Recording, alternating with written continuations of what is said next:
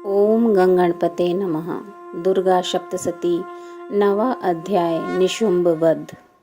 इस अध्याय का पाठ करते समय इस प्रकार ध्यान करना चाहिए। मैं अर्धनारीश्वर के श्री विग्रह की निरंतर शरण लेती हूँ। उनका वर्ण बंदूक पुष्प और सुवर्ण के समान रक्तपीत मिश्रित है। वह अपनी भुजाओं में सुंदर अक्षमाला, पाश, अंकुश और वरद मुद्रा धारण करते हैं। अर्धचंद्र उनका आभूषण है तथा वह 3 नेत्रों से सुशोभित है। राजा ने कहा, भगवन, आपने रक्त बीज के वध से संबंध रखने वाला देवी चरित्र का यह अद्भुत महात्म्य मुझे बतलाया। अब रक्त बीज के मारे जाने पर अत्यंत क्रोध में भरे हुए शुंभ और निशुंभ ने जो कर्म किया उसे मैं सुनना चाहता हूँ। ऋषि कहते हैं, राजन, युद्ध में रक्त बीज तथा अन्य दैत्यों के मारे जाने पर शुंभ और निशुंभ के क्रोध की सीमा ना रही। अपनी विशाल सेना इस प्रकार मारी जाती देख निशुंभ अमर्ष में भरकर देवी की ओर दौड़ा। उसके साथ असुरों की प्रधान सेना थी। उसके आगे पीछे तथा पार्श्व भाग में बड़े बड़े असुर थे, जो क्रोध से ओंठ चबाते हुए देवी को मार डालने के लिए आए। महापराक्रमी शुंभ भी अपनी सेना के साथ मातृगणों से युद्ध करके क्रोधवश चंडिका को मारने के लिए आ पहुंचा। तब देवी के साथ शुंभ तथा निशुंभ का घोर संग्राम छिड़ गया।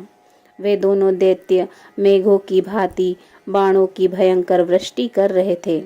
उन दोनों के चलाए हुए बाणों को चंडिका ने अपने बाणों के समूह से तुरंत काट डाला और शस्त्र समूहों की वर्षा करके उन दोनों दैत्यपतियों के अंगों में भी चोट पहुंचाई।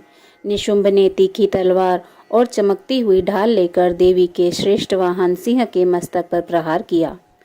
अपने वाहन को चोट पहुंचने पर देवी ने क्षुप्र नामक बाण से निशुंभ की श्रेष्ठ तलवार तुरंत ही काट डाली और उसकी ढाल को भी, जिसमें 8 चांद जड़े थे, खंड खंड कर दिया। ढाल और तलवार के कट जाने पर उस असुर ने शक्ति चलाई, किंतु सामने आने पर देवी ने चक्र से उसके भी 2 टुकड़े कर दिए।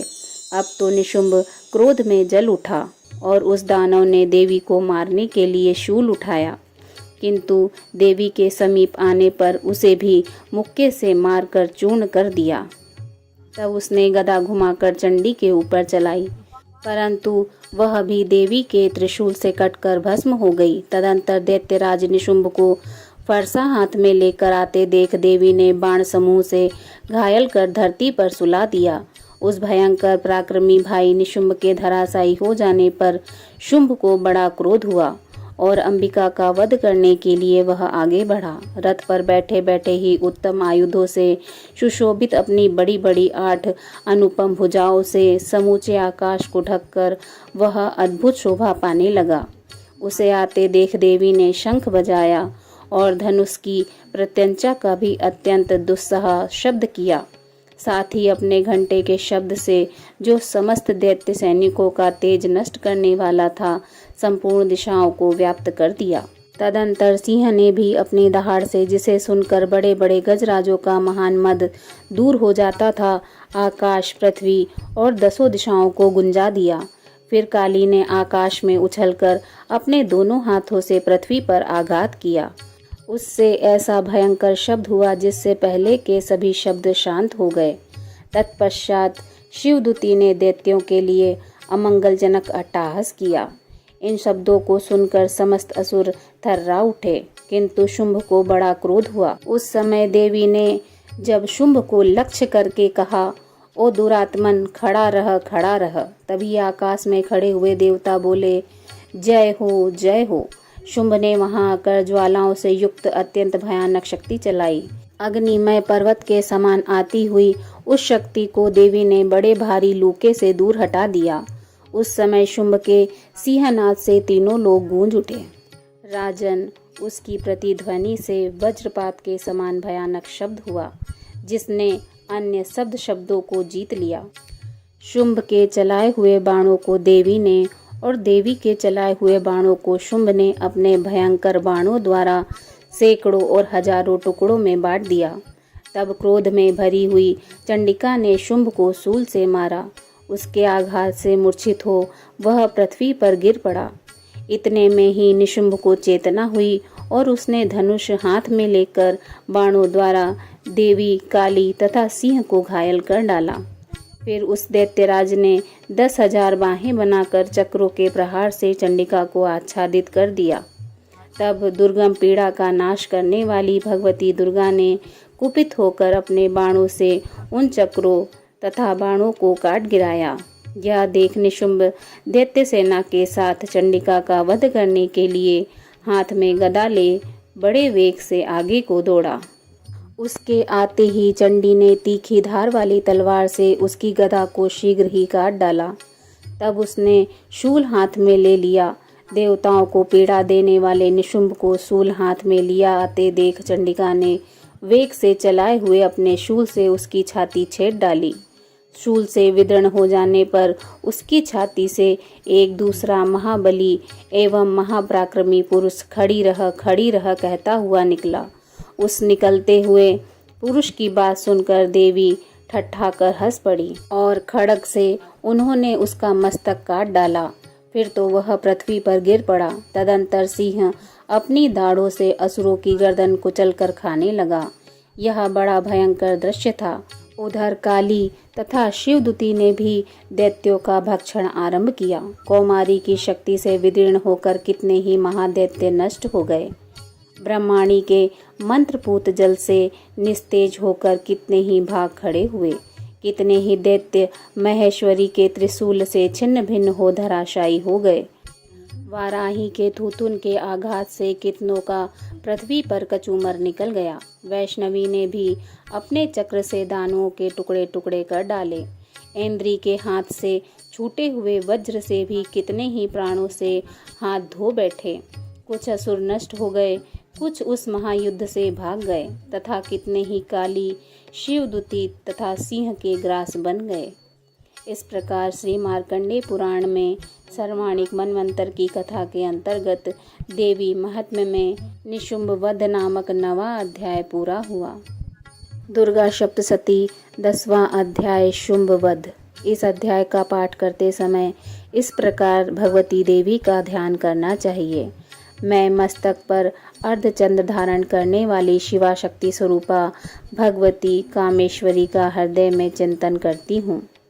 वे तपाए हुए स्वर्ण के समान सुंदर हैं। सूर्य, चंद्रमा और अग्नि ये 3 उनके नेत्र हैं तथा वे अपने मनोहर हाथ में धनुष, बाण, अंकुश, पास और शूल धारण किए हुए हैं। ऋषि कहते हैं, राजन, अपने प्राणों के समान प्यारे भाई निशुंभ को मारा गया देख तथा सारी सेना का संहार होता जान शुंभ ने कुपित होकर कहा, दुष्ट दुर्गे, तू बल के अभिमान में आकर झूठ मूठ का घमंड न दिखा। तू बड़ी मानिनी बनी हुई है, किंतु दूसरी स्त्रियों के बल का सहारा लेकर लड़ती है। देवी बोली, ओ दुष्ट, मैं अकेली ही हूँ। इस संसार में मेरे सिवा दूसरी कौन है? देख, ये मेरी ही विभूतियाँ हैं, अतः मुझ में ही प्रवेश कर रही हैं। तदंतर ब्रह्माणी आदि समस्त देवियाँ अंबिका देवी के शरीर में लीन हो गईं। उस समय केवल अंबिका देवी ही रह गईं। देवी बोली, मैं अपनी ऐश्वर्य शक्ति से अनेकों रूप में यहाँ उपस्थित हुई थी। उन सब रूपों को मैंने समेट लिया है। अब अकेली ही युद्ध में खड़ी हूँ। तुम भी स्थिर हो जाओ। ऋषि कहते हैं, तदंतर देवी और शुंभ दोनों में सब देवताओं तथा दानवों के देखते देखते भयंकर युद्ध छिड़ गया। बाणों की वर्षा तथा तीखे शस्त्रों एवं दारुण अस्त्रों के प्रहार के कारण उन दोनों का युद्ध सब लोगों के लिए बड़ा भयानक प्रतीत हुआ। उस समय अंबिका देवी ने जो सैकड़ों दिव्य अस्त्र छोड़े, उन्हें दैत्यराज शुंभ ने उनके निवारक अस्त्रों द्वारा काट डाला। इसी प्रकार शुंभ ने भी जो दिव्य अस्त्र चलाए, उन्हें परमेश्वरी ने भयंकर हुंकार शब्द के उच्चारण आदि द्वारा खिलवाड़ में ही नष्ट कर डाला। तब उस असुर ने सैकड़ों बाणों से देवी को आच्छादित कर दिया। यह देख क्रोध में भरी हुई उन देवी ने भी बाण मारकर उसका धनुष काट डाला। धनुष कट जाने पर फिर दैत्यराज ने शक्ति हाथ में ली, किंतु देवी ने चक्र से उसके हाथ की शक्ति को भी काट गिराया। तत्पश्चात दैत्यों के स्वामी शुंभ ने 100 चांद वाली चमकती हुई ढाल और तलवार हाथ में ले उस समय देवी पर धावा किया। उसके आते ही चंडिका ने अपने धनुष से छोड़े हुए तीखे बाणों द्वारा उसकी सूर्य की किरणों के समान उज्जवल ढाल और तलवार को तुरंत काट दिया। फिर उस दैत्य के घोड़े और सारथी मारे गए। धनुष तो पहले ही कट चुका था, अब उसने अंबिका को मारने के लिए उद्धत हो भयंकर मुदगर हाथ में लिया। उसे आते देख देवी ने अपने तीक्ष्ण बाणों से उसका मुदगर भी काट डाला। इस पर भी वह असुर मुक्का तानकर बड़े वेग से देवी की ओर झपटा। उस दैत्यराज ने देवी की छाती में मुक्का मारा। तब उन देवी ने भी उसकी छाती में एक चांटा जड़ दिया। देवी का थप्पड़ खाकर दैत्यराज शुंभ पृथ्वी पर गिर पड़ा, किंतु पुनः सहसा पूर्वत उठ खड़ा हो गया। फिर वह उछला और देवी को ऊपर ले जाकर आकाश में खड़ा हो गया। तब चंडिका आकाश में भी बिना किसी आधार के ही शुंभ के साथ युद्ध करने लगी। उस समय दैत्य और चंडिका आकाश में एक दूसरे से लड़ने लगे। उनका वह युद्ध पहले सिद्ध और मुनियों को विस्मय में डालने वाला हुआ। फिर अंबिका ने शुंभ के साथ बहुत देर तक युद्ध करने के पश्चात उसे उठाकर घुमाया और पृथ्वी पर पटक दिया। पटके जाने पर पृथ्वी पर आने के बाद वह दुष्टात्मा दैत्य पुनः चंडिका का वध करने के लिए उनकी ओर बड़े वेग से दौड़ा। तब समस्त दैत्यों के राजा शुंभ को अपनी ओर आते देख देवी ने त्रिशूल से उसकी छाती छेद कर उसे पृथ्वी पर गिरा दिया। देवी के शूल की धार से घायल होने पर उसके प्राण पखेरु उड़ गए और वह समुद्रों, द्वीपों तथा पर्वतों सहित समूची पृथ्वी को कंपाता हुआ भूमि पर गिर पड़ा। तदंतर उस दुरात्मा के मारे जाने पर संपूर्ण जगत प्रसन्न एवं पूर्ण स्वस्थ हो गया तथा आकाश स्वच्छ दिखाई देने लगा। पहले जो उत्पात सूचक मेघ और उल्कापात होते थे वे सब शांत हो गए तथा उस दैत्य के मारे जाने पर नदियां भी ठीक मार्ग से बहने लगी। उस समय शुंभ की मृत्यु के बाद संपूर्ण देवताओं का हृदय हर्ष से भर गया और गंधर्वगण मधुर गीत गाने लगे। दूसरे गंधर्व बाजे बजाने लगे और अप्सराएं नाचने लगी। पवित्र वायु बहने लगी। सूर्य की प्रभा उत्तम हो गई। अग्निशाला की बुझी हुई आग अपने आप प्रज्वलित हो उठी तथा संपूर्ण दिशाओं के भयंकर शब्द शांत हो गए।